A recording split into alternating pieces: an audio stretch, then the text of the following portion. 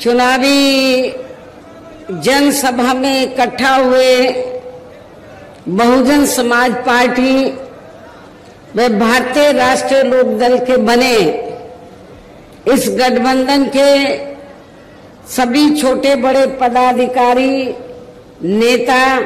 एवं कार्यकर्तागण, आज आप लोग यहाँ हरियाणा प्रदेश में विधानसभा के लिए हो रहे आम चुनाव में अपने बने इस गठबंधन के उम्मीदवारों के समर्थन में हमें सुनने के लिए यहाँ इकट्ठा हुए हैं, तो उसके लिए मैं आप सभी लोगों का हार्दिक दिल से आभार प्रकट करती हूँ, जिनको कामयाब बनाने के लिए भारतीय राष्ट्रीय लोकदल के वरिष्ठ राष्ट्रीय महासचिव श्री अभय सिंह चौटाला जी व इनके सभी साथीगण तथा बीएसपी के भी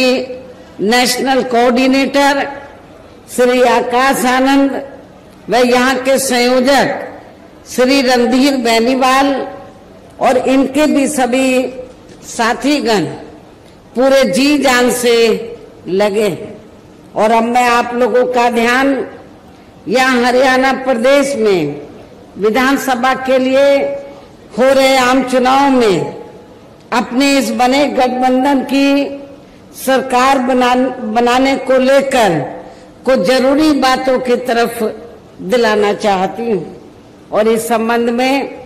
हमारी पार्टी का ये कहना है कि अपने देश को आजाद हुए और भारतीय संविधान को भी लागू हुए अब वर्षों बीत चुके हैं, और इस लंबी अवधि में केंद्र व आपके हरियाणा प्रदेश में भी विभिन्न विरोधी पार्टियों की सरकारें रही हैं। लेकिन दुख की बात यह है कि इस दौरान आपके हरियाणा प्रदेश में भी यहाँ विरोधी पार्टियों की रही सरकारों में सर्व समाज में से खासकर दलितों, आदिवासियों, पिछड़े वर्गों, मुस्लिम व अन्य धार्मिक अल्पसंख्यकों के साथ साथ गरीबों, मजदूरों, किसानों, व्यापारियों एवं अन्य मेहनतकश लोगों का भी पूर्ण रूप से विकास व उत्थान आदि नहीं हो सका है। जिनकी सरकारों की गलत नीतियों एवं गलत कार्य प्रणाली आदि को अभी ने और ज्यादा आजमाने की जरूरत नहीं है। और इस मामले में खास तौर से मैं दलितों, आदिवासियों व अन्य पिछड़े वर्गों के लोगों को ये बताना चाहूंगी कि इन वर्गों को परम पूज्य बाबा साहब डॉक्टर भीमराव अंबेडकर के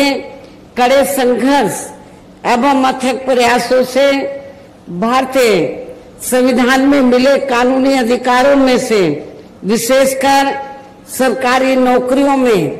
जो इन्हें आरक्षण की सुविधा मिली है, तो उसे यहाँ पहले कांग्रेस की और अब बीजेपी की तथा अन्य और पार्टियों की भी राज्यों में रही सरकारों की जातिवादी सोच व मानसिकता के चलते इन्हें यह आरक्षण का पूरा लाभ नहीं दे पा रहे हैं। और अब तो इनके इस आरक्षण को ये पार्टियां मान्य कोर्ट की आड़ में इसे प्रभावहीन बनाने में वे खत्म करने की भी पूरी कोशिश में लगी हुई हैं। और इसका खास उदाहरण ये है कि दिनांक 1 अगस्त 2024 को माननीय सुप्रीम कोर्ट का दिया गया निर्णय, जिसमें कोर्ट ने एससी व एसटी के आरक्षण में वर्गीकरण व क्रीमी लेयर आदि को लागू करने की बात कही है। यानी कि आरक्षण में से आरक्षण, पहले एससी एसटी वर्गों के लोगों को जो आरक्षण दिया हुआ था तो वो उनको पूरा मिलता था, भरा तो नहीं जाता था कोटा, लेकिन उसमें कोई वर्गीकरण नहीं था। उसमें कोई अब क्या है, माननीय सुप्रीम कोर्ट ने क्या जजमेंट दिया है कि जो आरक्षण आप लोगों को मिला SC ST वर्गों के लोगों को, तो उसमें भी वर्गीकरण किया जाएगा, उसको भी बांट दिया जाएगा। पहले SC ST में क्रीमी लेयर आदि लागू नहीं थी, वो भी लागू कर दी। और सुप्रीम कोर्ट ने जो ये जजमेंट दिया, अब होगा क्या कि SC ST का जो आरक्षण है इसको वर्गीकृत कर दिया, इसको बांट दिया कि जो SC ST में इसको 2-3 हिस्सों में बांट दिया। लेकिन पहले ऐसा नहीं था। पहले मान लीजिए जिन लोगों को आरक्षण मिल रहा है और उनमें से जो लोग इसके योग्य नहीं हैं, तो उन्हीं वर्गों में से आरक्षण दिया जाता था। लेकिन अब ये वर्गीकरण करके ये लोग क्या करेंगे कि जो योग्य नहीं होंगे तो उनको पहले SC में ही जो मजबूत जातियां थी उनको मिल जाता था। अब ये धीरे से चुपके से अब ये करेंगे क्या, सामान्य वर्गों के लोगों को उनका ये आरक्षण दे देंगे। और ये जो व्यवस्था की गई है, माननीय सुप्रीम कोर्ट ने जो व्यवस्था की है, तो इस व्यवस्था में सेंटर की ओर से, सेंटर में किसकी सरकार है, भारतीय जनता पार्टी की, भारतीय जनता पार्टी का जो सरकारी वकील उधर खड़ा हुआ, उसने सुप्रीम कोर्ट के इस फैसले का स्वागत किया, कहा कि हम सहमत हैं, इससे हम सहमत हैं। कांग्रेस के भी वकील खड़े हुए, उन्होंने कहा कि हम इससे सहमत हैं। और ये SC ST में जो आरक्षण में पहले वर्गीकरण नहीं था, अब उसमें वर्गीकरण कर दिया। अब आपको बहुत, और इनको जो SC ST की जातियां हैं, तो वर्गीकरण करके इनको आपस में लड़ाने का काम किया है। और ये जो पार्टियां क्या कर रही हैं, लड़ाने का काम कैसे कि फूट डालो और राज करो। अभी तक SC ST एक प्लेटफार्म पे रहता था, लेकिन इसकी आड़ में इनको बांट के फूट डालो। कुछ जो वोट कुछ वोट BSP ले जाए और कुछ वोट वो दूसरी पार्टियां ले जाए, इनको बांट के रखो। जिनको ये कह रहे हैं कि वर्गीकरण करके हम फायदा पहुंचा रहे हैं, तो उनका ये वोट ले जाएंगे, जबकि इससे कोई फायदा होने वाला नहीं है। धीरे पर्दे के पीछे इसका ज्यादातर लाभ जनरल लोगों को ही मिल जाएगा। और एक दिन ऐसा आ जाएगा कि आपका ये आरक्षण प्रभावहीन बन जाएगा, ना के बराबर रह जाएगा, खत्म हो जाएगा। और यदि इन वर्गों के आरक्षण के मामले में केंद्र की वर्तमान भाजपा सरकार की भी नीति व नीयत साफ होती, तो फिर ये सरकार माननीय सुप्रीम कोर्ट के आरक्षण को लेकर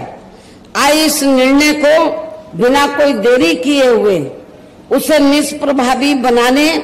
व पूर्व की स्थिति में लाने के लिए संसद का विशेष सत्र बुलाकर फिर संवैधानिक संशोधन विधेयक जरूर लाती और उसे विपक्ष को साथ में लेकर पास भी जरूर कराती। और इतना ही नहीं, बल्कि इसके लिए कांग्रेस व इनके इंडिया गठबंधन ने अभी तक भी केंद्र सरकार पर कोई दबाव नहीं बनाया है। और ऐसा करना तो बहुत दूर की बात रही, बल्कि इन्होंने माननीय सुप्रीम कोर्ट के इस निर्णय पर अभी तक कुछ भी खुलकर नहीं बोला है। ना बीजेपी ने, ना कांग्रेस ने, ना अन्य पार्टियों ने कुछ भी खुलकर नहीं बोला है। और इस मामले में केंद्र की भाजपा सरकार व अधिकांश सभी विरोधी पार्टियां अभी तक भी चुप्पी साधे हुए हैं। यहां मैं ये भी बता देना चाहती हूं कि माननीय कोर्ट ने SC/ST आरक्षण में वर्गीकरण करने व क्रीमी लेयर को भी लागू करने का ये कार्य जो पहले संसद के पास था, राष्ट्रपति जी के पास था, उनसे वापस लेकर तो SC/ST के आरक्षण में वर्गीकरण करने व क्रीमी लेयर को भी लागू करने का ये कार्य अब राज्य सरकारों के ऊपर छोड़ दिया है। जो पहले राज्य सरकारों के पास नहीं था, संसद के पास था, राष्ट्रपति जी के पास था, ये राज्य सरकारों के ऊपर छोड़ दिया है। जो राज्य सरकारें हैं, जिस भी पार्टी की सरकार बनेगी तो उस पार्टी की सरकार फिर अपने हिसाब से इसका पूरा राजनीतिक फायदा भी उठाएगी। साथ ही इसकी आड़ में इन वर्गों को बांटकर इन्हें आपस में भी लड़ाएगी। अर्थात अब ये पार्टियां फूट डालो व राज करो की नीति का भरपूर फायदा उठाएंगी। जबकि संविधान के मुताबिक कि जाति को SC व ST की सूची में शामिल करना है या नहीं करना है, तो इसका ये अधिकार अभी तक, जैसा कि मैंने आप लोगों को बताया, ये केवल संसद व माननीय राष्ट्रपति जी को ही दिया हुआ था, जिसे 1 अगस्त 2024 को माननीय सुप्रीम कोर्ट के आए निर्णय के जरिए इसे अब वापस लेकर सीधे ही राज्य सरकारों को दे दिया गया है, जिससे अब इन वर्गों के साथ काफी नाइंसाफी होगी। अर्थात इनका अब यह आरक्षण ना के बराबर ही रह जाएगा। और अब तो कांग्रेस के श्री राहुल गांधी ने भी विदेश में जाकर इनके सभी आरक्षण को आगे वक्त आने पर खत्म करने का भी ऐलान कर दिया है। इसलिए इन वर्गों के लोगों को बाबा साहब डॉक्टर भीमराव अंबेडकर द्वारा जो इन्हें आरक्षण का ये संवैधानिक अधिकार मिला है, तो इसे बचाने के लिए अब यहाँ हरियाणा प्रदेश में हो रहे विधानसभा चुनाव में इन वर्गों को, ऐसी सभी आरक्षण विरोधी पार्टियों को अपना कतई भी वोट नहीं देना है। जो ये पार्टियां माननीय सुप्रीम कोर्ट के आए इस निर्णय को बिल्कुल भी बदलने के लिए तैयार नजर नहीं आती हैं। अर्थात इस मामले में केवल ये पार्टियां इन वर्गों को गुमराह करने में ही लगी हुई हैं। ऐसी स्थिति में अब इन वर्गों को यहाँ विधानसभा के लिए हो रहे आम चुनाव में अपने बने इस गठबंधन की ही सरकार बनाकर इसे लागू होने से, यहाँ के हरियाणा प्रदेश में इसे लागू होने से तब तक लटका कर वे रोक कर रखना है जब तक केंद्र व विपक्ष द्वारा इस निर्णय को संवैधानिक संशोधन के जरिए खत्म करके इसे पुरानी स्थिति में बहाल नहीं कर दिया जाता है। इसलिए ऐसी स्थिति में अब आप लोगों को एक तरफा अपना वोट केवल BSP या इन्हें लोग के बने अपने इस गठबंधन को ही देना है, ताकि सत्ता में आकर यहाँ आपके स्टेट में माननीय सुप्रीम कोर्ट के आए इस निर्णय पर कुछ हद तक अंकुश लगाया जा सके। हम इसको पास नहीं होने देंगे। हमारा गठबंधन की सरकार होगी तो उसको लटका के रखेंगे, और कब तक रखेंगे? जब तक हम पार्लियामेंट में संवैधानिक संशोधन लाने के लिए हम सेंट्रल गवर्नमेंट के ऊपर दबाव बनाएंगे, वो इसको पुरानी स्थिति में नहीं ले आती है, बहाल नहीं कर देती है। इतना ही नहीं, बल्कि केंद्र व राज्यों में कांग्रेस, बीजेपी व अन्य जातिवादी पार्टियों की रही सरकारों ने इनका आरक्षण का कोटा अभी तक भी पूरा नहीं किया है। आपके हरियाणा प्रदेश में भी यही स्थिति है। हर विभाग में सीटें खाली पड़ी, जिसे फिर अंत में किसी न किसी रूप में सामान्य वर्गों को ही दे दिया जाता है। पदोन्नति में आरक्षण को तो इन्होंने मान्य कोर्ट की आड़ में काफी हद तक खत्म कर दिया है। इसके साथ ही केंद्र व राज्यों की भी सरकारों द्वारा इन वर्गों के लोगों को प्राइवेट सेक्टर में आरक्षण दिए जाने की व्यवस्था किए बिना ही इनके ज्यादातर सरकारी कार्य अब यहाँ प्राइवेट सेक्टर के जरिए ही देश के अधिकांश बड़े बड़े पूंजीपतियों व धरना सीटों आदि को ही दिए जा रहे हैं, जिसके कारण आपके यहाँ हरियाणा प्रदेश सहित पूरे देश में अब इन वर्गों के लोगों को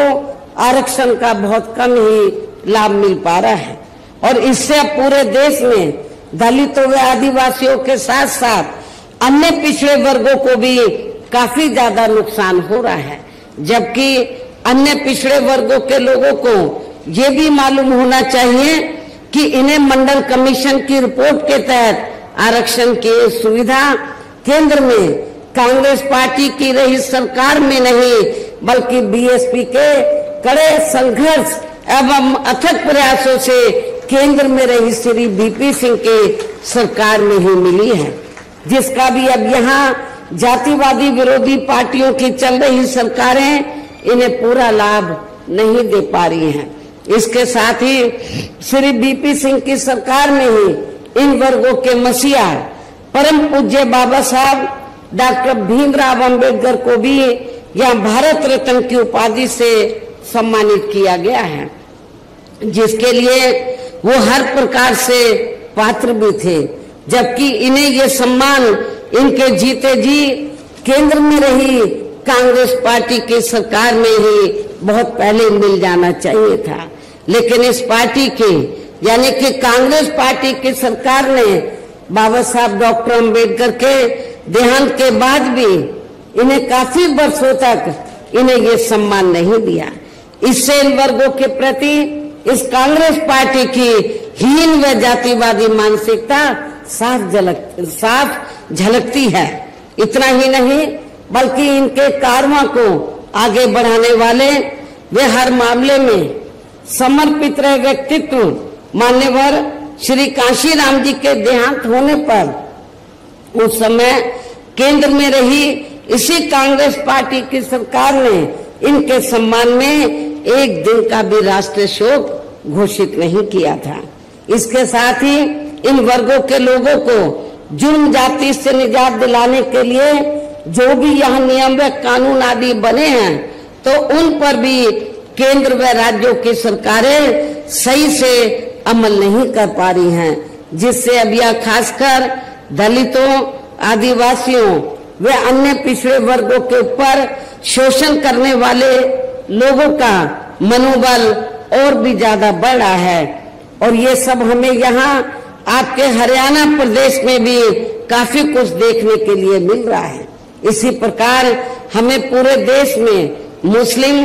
व अन्य अखिलेश समाज के लोगों की भी अधिकांश मामलों में हालत कोई खास अच्छी नजर नहीं आती है। इनके साथ साथ अपर कास्ट समाज व जाट समाज में भी खासकर गरीब लोगों की आर्थिक स्थिति अभी भी यहाँ आपके प्रदेश सहित पूरे देश में काफी ज्यादा खराब व दयनीय ही बनी हुई है। इनके अलावा आपके हरियाणा प्रदेश सहित पूरे देश में सर्व समाज में से विशेषकर यहाँ गरीब, मजदूर, किसान, कर्मचारी, छोटा व्यापारी एवं अन्य मेहनतकश लोग भी अपनी विभिन्न समस्याओं को लेकर अभी भी हमें काफी ज्यादा दुखी ही नजर आते हैं। और इनमें भी किसान वर्ग तो केंद्र में अभी तक की रही सभी सरकारों द्वारा बनाई गई उनकी गलत नीतियों के कारण अब काफी ज्यादा परेशान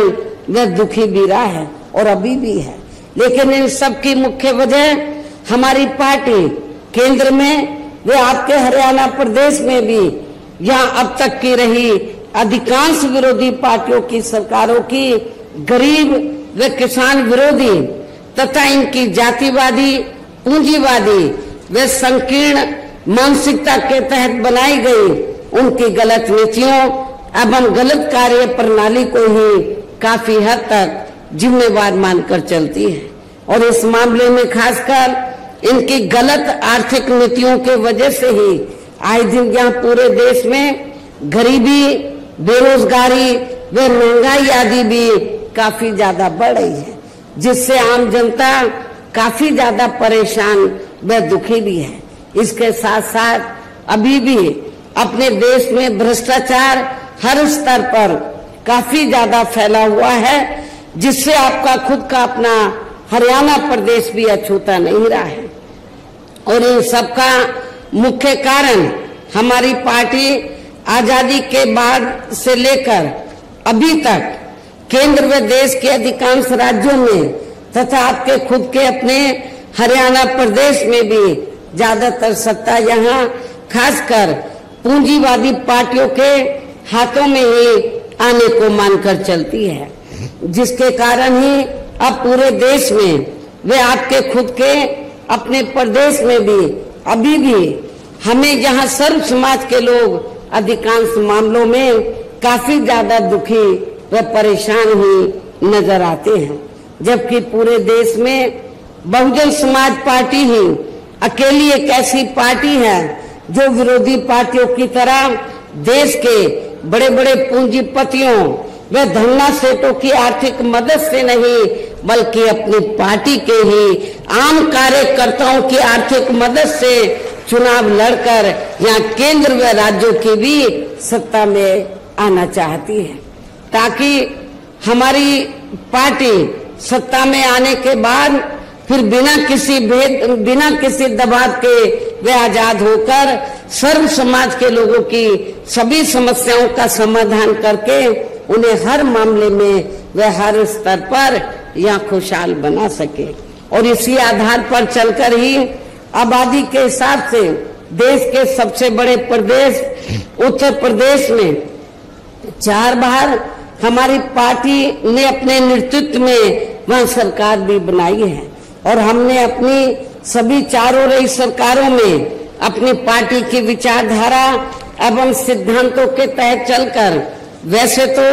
वहाँ सर्व समाज के हितों का पूरा ध्यान रखा है, लेकिन सभी मामलों में प्राथमिकता पहले हमने वहाँ सर्व समाज में से विशेषकर उन दलितों, आदिवासियों, पिछड़े वर्गों, मुस्लिम व अन्य अकलियतों को तथा गरीब एवं असहाय लोगों को ही दिया है, जिनके वहाँ हर मामले में व हर स्तर पर सभी विरोधी पार्टियों की रही सरकारों में उनकी हीन, जातिवादी, संकीर्ण व पूंजीवादी सोच होने के कारण काफी ज्यादा उपेक्षा की गई है। इसके साथ साथ हमने उत्तर प्रदेश में गरीब एवं बेरोजगार लोगों को दूसरी पार्टियों की रही सरकारों की तरह मामूली सा बेरोजगारी भत्ता न देकर उन्हें बड़ी तादाद में सरकारी एवं गैर सरकारी क्षेत्रों में स्थायी रोजगार भी उपलब्ध कराए। इसके साथ ही गरीब भूमिहीन लोगों को खेती करने के लिए उन्हें फ्री सरकारी जमीन भी दी है तथा गरीब आवासहीनों को जिनके पास रहने के लिए अपने पक्के मकान नहीं थे उन्हें हमने 2-2 कमरों के पक्के मकान सरकार की ओर से फ्री में बना के दिए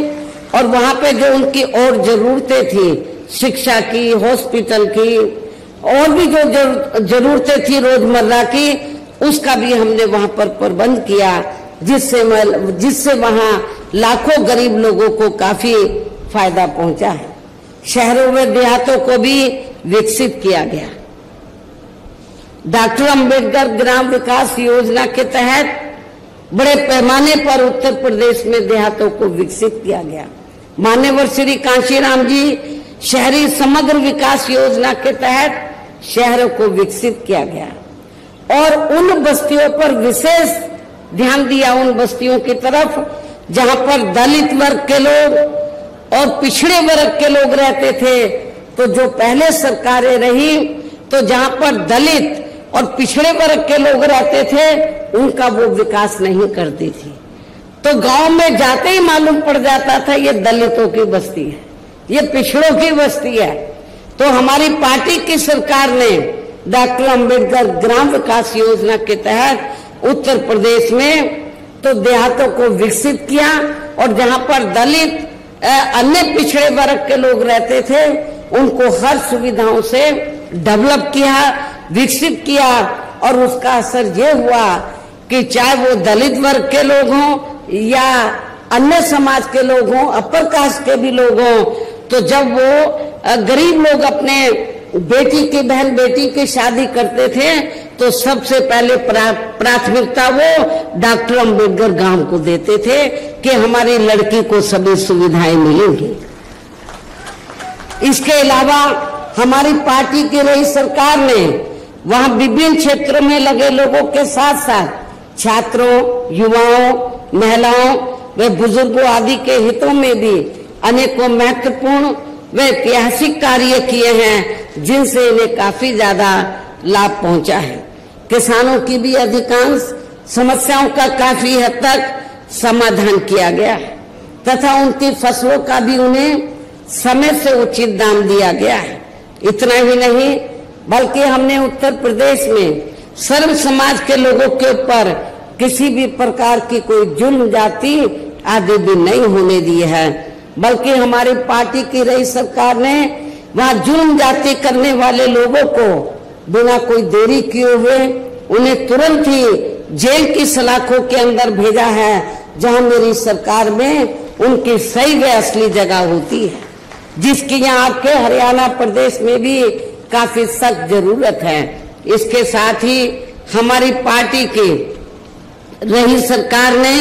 अपने देश में दलित एवं अन्य पिछड़े वर्गों में समय समय पर जन्मे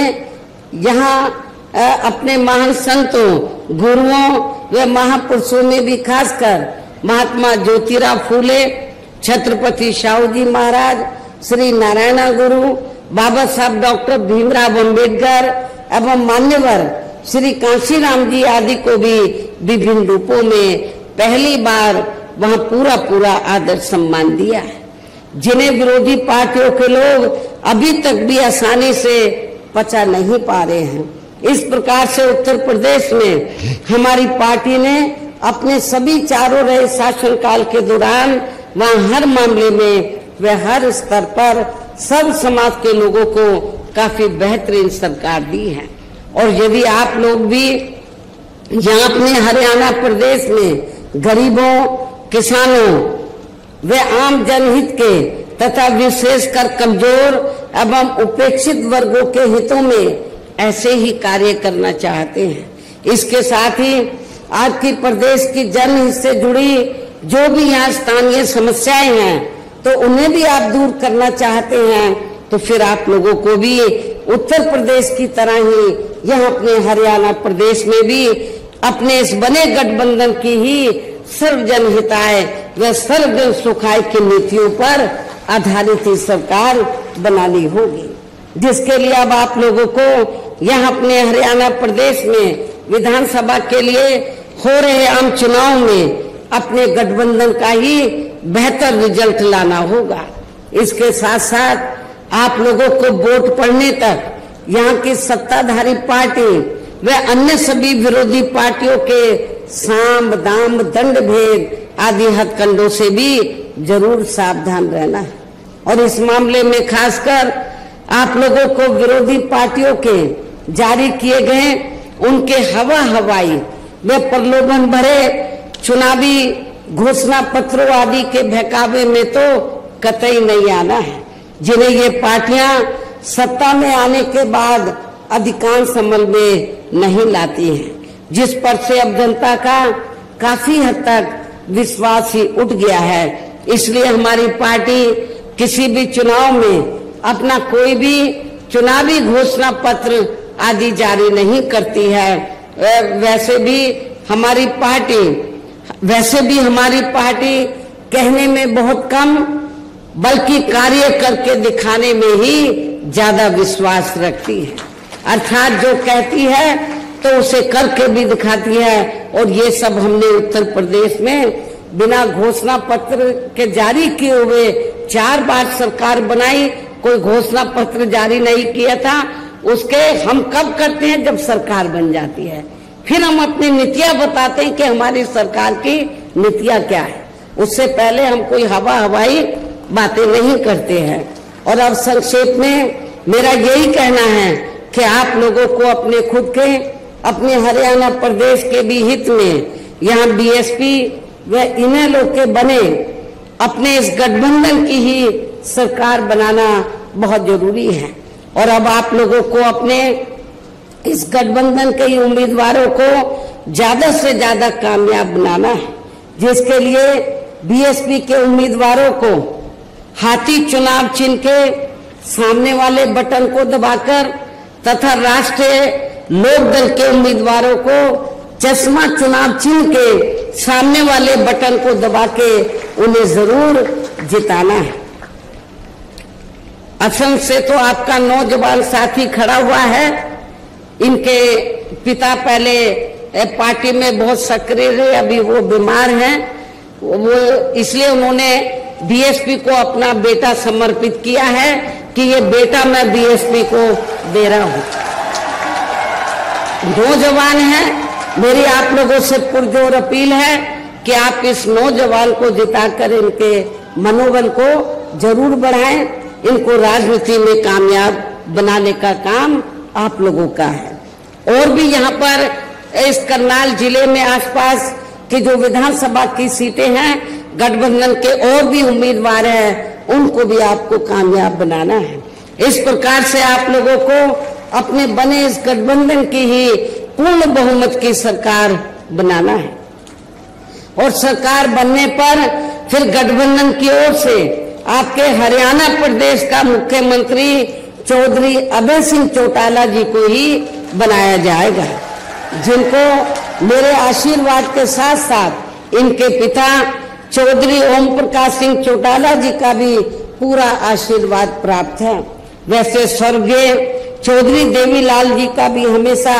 इन पर आशीर्वाद बना रहा है। इनके साथ साथ गठबंधन की ओर से बीएसपी का, ये जो हमारा गठबंधन है, इनके साथ साथ गठबंधन की ओर से